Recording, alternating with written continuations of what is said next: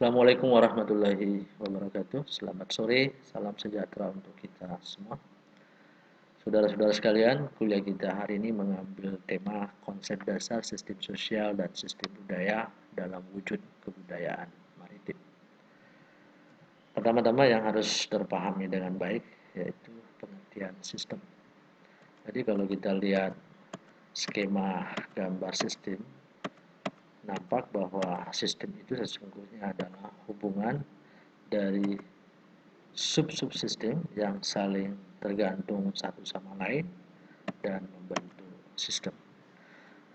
Pemahaman ini menjadi penting karena ketika kita mengatakan sistem budaya, ketika kita mengatakan sistem sosial, artinya bahwa ada sub-subsistem yang saling terhubung satu sama lain dan membentuk sistem yang dikatakan sebagai sistem sosial, atau begitu juga dengan sistem budaya. Keterhubungan itu menjadi penting karena eksistensi dari sistem yang dimaksud tergambarkan dalam kaitan hubungan-hubungan ketergantungan itu. Kita bisa mengambil contoh kasus misalnya sistem kehidupan manusia. Jadi pembentuk dari sistem kehidupan manusia ada 4 subsistem, yaitu mulai dari sistem organik biologi, subsistem kepribadian, sistem sosial, dan sistem budaya. Keterhubungan itu bisa dilihat dari sistem yang dari atas ke bawah memberi informasi dan sistem dari bawah ke atas memberikan energi dan penguatan. Jadi ada hubungan saling keterkaitan antara satu sistem dengan sistem yang lain. Kita bisa contohkan misalnya begini. Sistem budaya memberikan informasi, misalnya praktek-praktek tradisi di dalam masyarakat. Ada nilai-nilai, norma-norma yang bersumber dari generasi-generasi masa lalu, bersumber dari tradisi. Nah, ketika itu masih ada, masih dijumpai dalam konteks kekinian, kita bisa simpulkan bahwa sistem kepribadian, sistem sosial, atau sistem di bawahnya masih menganggap hal itu menjadi penting. Masih menganggap bahwa hal itu fungsional, sehingga masih ada di dalam keberadaannya. Begitu juga sebaliknya, ketika hal-hal tersebut tidak lagi dijumpai, artinya bahwa sistem di bawahnya tidak lagi memberi penguatan, tidak lagi memberi energi, dan dikatakan bahwa sudah tidak menjadi fungsional lagi di dalam perkembangan zaman. Kira-kira seperti itu. Hubungan saling terkait, sehingga subsistem ini menjadi penting untuk kita pahami bersama di dalam rangka membentuk satu sistem. Baik, nah kita bisa mengambil kesimpulan dalam pengertian kebudayaan bahwa kebudayaan itu sesungguhnya adalah pengetahuan yang digunakan untuk menghadapi lingkungan dan mendorong terwujudnya tindakan sesuai dengan lingkungan yang dihadapi dan motif-motif yang dipunyai oleh pelaku. Jadi ada proses yang terus berlangsung di dalam adaptasi terhadap lingkungannya yang didorong baik dorongan naluri, indrawi, akal, dan religi. Nah, skema konteks itu bisa Anda lihat bagaimana hubungan adaptasi dari aksi lingkungan dan reaksi manusia. Hal inilah yang juga bisa dikatakan sebagai penjelas di dalam menjawab perbedaan kebudayaan dari masing-masing wilayah. Karena lingkungan yang harus diadaptasi juga berbeda-beda.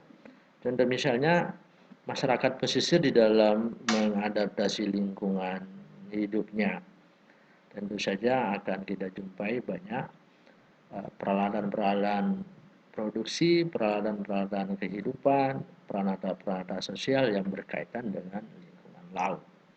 Begitu juga misalnya di pegunungan, tentu saja berbeda kebudayaan yang lahir di wilayah pesisir karena lingkungan yang diadaptasi juga berbeda-beda. Nah, dengan demikian kita bisa katakan bahwa kebudayaan itu adalah sistem-sistem ide tindakan-tindakan praktek terpola, karya berupa sarana prasarana fisik manusia dalam rangka berkehidupan, bermasyarakat yang dijadikan milik diri manusia melalui proses belajar berdasarkan lingkungan di mana dia berada. Itu kira-kira penjelasan. Baik, saudara-saudara sekalian, ini sebuah gambaran proses mulai dari tata cara, kebiasaan, menjadi adat istiadat, dan menjadi hukum formal di dalam skop yang lebih besar masyarakat. Nah, kita tiba pada 7 unsur kebudayaan yang disebut sebagai kultural universal. Pengertian dari 7 unsur kebudayaan ini dimaksudkan bahwa setiap wilayah, setiap masyarakat tentu saja akan memiliki paling tidak ada 7 sistem di dalam kehidupannya yang disebut sebagai unsur umum kebudayaan. Jadi suatu wilayah pasti ada sistem pengetahuan di sana, ada sistem bahasa, ada sistem organisasi sosial, ada sistem mata pencarian hidup, ada sistem peralatan hidup, religi, dan sistem kesenian. Nah, ketujuh unsur inilah yang dikatakan sebagai sub-subsistem yang membentuk sistem kebudayaan. Kalau kita kontekskan terhadap kebudayaan maritim, ketujuh unsur umum tadi itu kita bisa jumpai di dalam wujud ideasional kognitif, di dalam wujud tindakan sebagai praktek terpola, dan dalam wujud kebendaan buatan manusia. Nah, di dalam wujud ideasional kita bisa jumpai di dalam ideologi, nilai, keyakinan, kepercayaan sebagai unsur di dalam sistem budaya. Begitu juga di dalam wujud tindakan praktek terpola kita bisa lihat di dalam hubungan sosialnya, kerjasama tolong-menolong, di dalam kelompok-kelompok sosialnya, dan di dalam wujud budaya kebendaan kita bisa lihat di dalam sarana prasarana yang diciptakan oleh masyarakat maritim, misalnya perahu, alat tangkap, dan sebagainya, yang disebut sebagai budaya material. Baik, ini ada 7 unsur budaya maritim, mulai dari nilai, norma kepercayaan, sistem pengetahuan, teknologi, dan simbolisasi. Nah, keenam unsur budaya ini sebagai sebuah pembentuk pembangun dari sistem budaya maritim. Nah, kita mulai dari nilai. Apa sih yang dimaksud dengan nilai? Nilai itu adalah sesuatu yang abstrak dan dihargai dalam masyarakat. Nilai ini menjadi pedoman atau ukuran terhadap tingkah laku atau tindakan sosial. Nah, di dalam masyarakat maritim kita bisa melihat bagaimana nilai-nilai yang melahirkan filosofi kerja, misalnya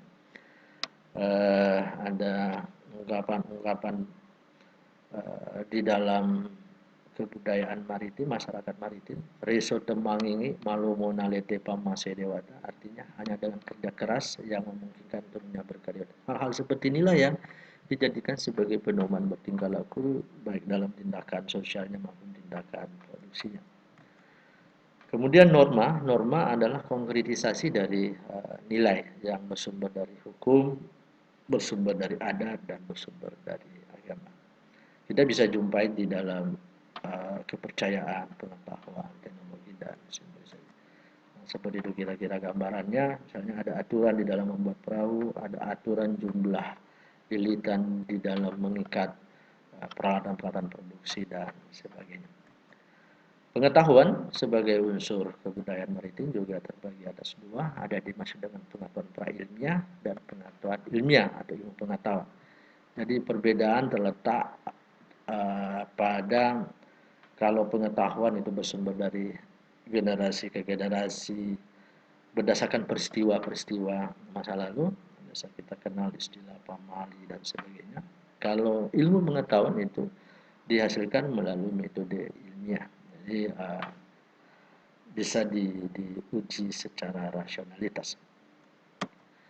Yang selanjutnya adalah kepercayaan. Kepercayaan berkaitan dengan sinkritisasi atau pencampuran antara keyakinan-keyakinan berdasarkan tradisi dan keyakinan-keyakinan berdasarkan agama ketuhanan. Jadi Anda bisa lihat gambar dalam slide ini, itu adalah hubungan atau pencampuran antara keyakinan berdasarkan tradisi dan keyakinan berdasarkan agama ketuhanan.